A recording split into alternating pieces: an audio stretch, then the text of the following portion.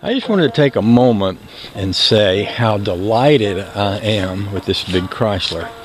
This thing runs so good and it drives so good.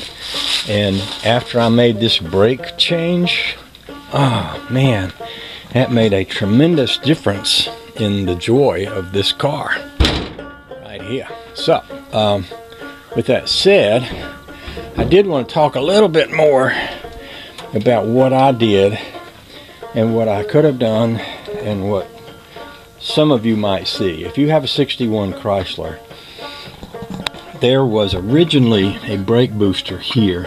It looked a lot like a top hat that someone may have stepped on. It was basically cylindrical, but it slanted down and it had a flat end down here and it kind of a tube that went at an angle here.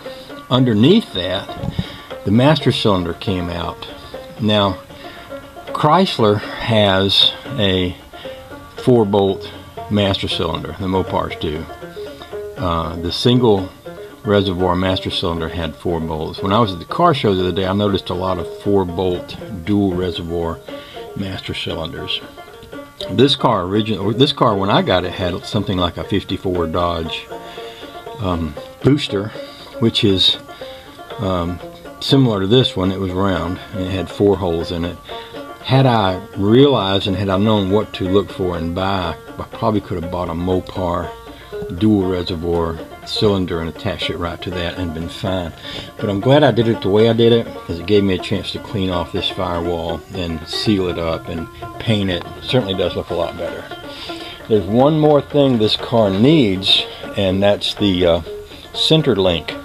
Now the center link, if you can imagine the front of the car, you've got a tire here and a tire here and a steering rod that comes down. That steering rod hooks to, when you turn the wheel, it hooks to a bar that goes back and forth, and that bar hooks to the center link. And what the center link does is the center link is a long piece of rod that goes across the middle, and it goes this way and this way when you turn your steering wheel.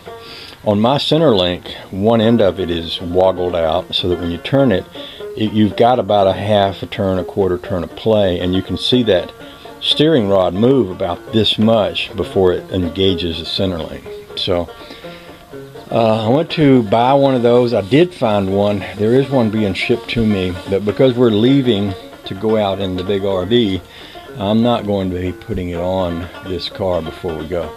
So what I am going to do instead is I'm going to go ahead and put this car away for winter storage. I'm going to drive it around back. I'm going to put it in the camper shed, sweep the leaves off of it back there, probably throw a sheet over it.